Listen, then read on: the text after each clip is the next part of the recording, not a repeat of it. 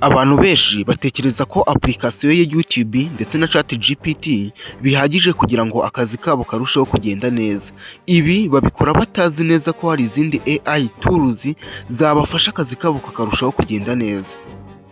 Muri iyi video ngiye kukwereka AI tools ukeneye zagufasha kugira ngo akazi kawe karusheho kugenda neza.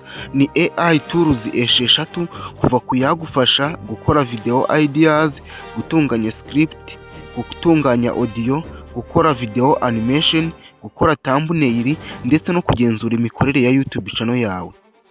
Nitwa Dieudonné, aha ni kuri X wayimenya. Ngo haye ikaze muri video ya none.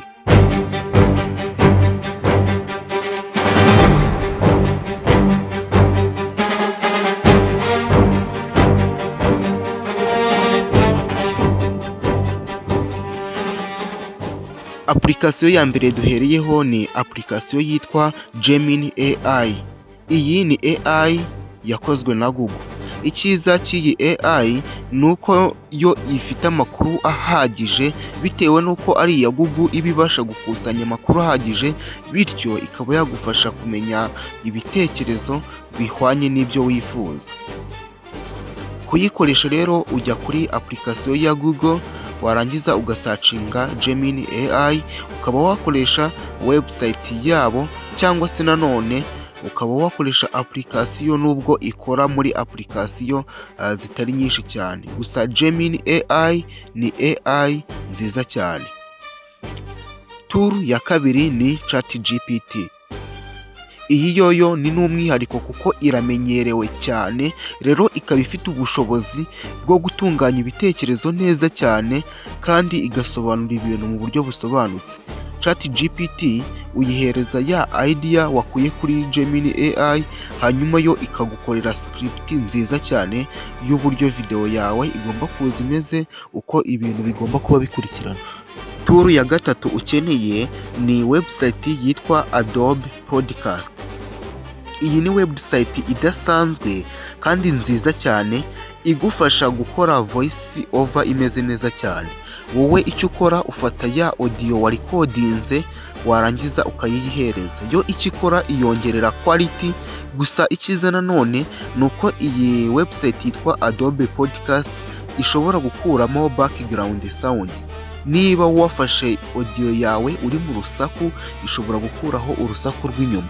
Nanone ibishobora gutuma ya video yawe, ya audio yawe igira quality ndetse ibintu bikarushaho kumvikana neza cyane, nta bintu by'amakaraza cyangwa ibindi bintu byaje inyuma kandi wowe utabyifuzaga. Iyi igafasha abantu by'umwihariko baba bakorera ahantu hari urusaku kandi badakeneye ayo majwi y'inyuma. Tool ya kane ukeneye ni Grok AI. Iyi ni application nziza cyane, ubwo yo igufasha gukora animation y'amafoto yawe. Ifata ya mafoto wakoze cyangwa se wageneratinze, yo ikayakoramo video. Iyi AI ni nziza cyane dore ko yo inakora byinshi cyane, ikanimatinga amafoto menshi izindi AI zitapfa gukora. Urumva ko Gemini AI nayo iri mu ma application meza cyane wakenera nka AI tools z'ingenzi cyane. Tool ya gatanu ni AI yitwa Leonardo AI. Iyi ni application ikora amafoto neza cyane kandi ikaba ifite ubushobozi bwo gukora amafoto menshi. Iyi application rero ishobora kugufasha kubona amafoto wakoresha muri video yawe, nanone ishobora kugufasha gukora thumbnail. Icyo ukora uyibwira uko wifuza ko iyo foto yawe iri buze imeze, yarangiza ikabigukorera. Nayo rero ushobora gukoresha website, ariko nanone wanadownloadinga application yitwa Leonardo AI ikabigufashamo. Tool ya gatandatu ni yitwa VDRK. Iyi tools ya nyuma ni nayo y'ingenzi cyane ukeneye kuko iyi iri muri tools zitwa YouTube Coaching App.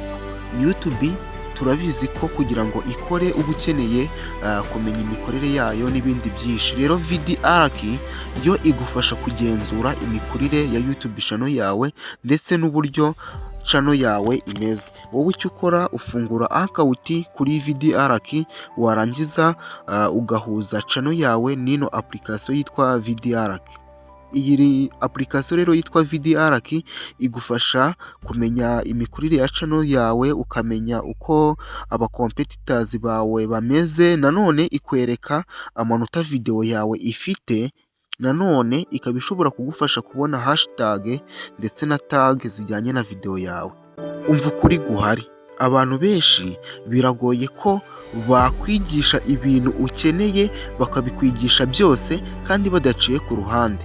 Ibi bikorwa na bake rwose. Niyo mpamvu twakuzaniye application yitwa XY Menya. Iyi ni application nziza cyane, ubwo ibi byose twize muri ino video ushobora kubisanga muri iyo app, ndetse hari n'ibindi byinshi bikubiye muri iyo app. Ubwo rero ikintu ukeneye ni ukujya muri comment ugakuraho link y'iyo application. Nanone link y'iyo application iri muri WhatsApp group.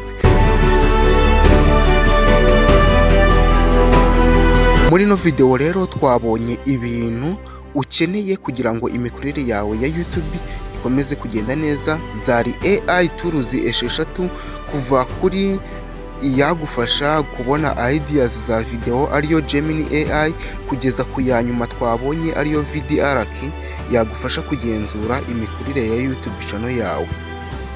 Kora subscribe ube umwe mu bagize abantu badukurikirana umunsi ku munsi.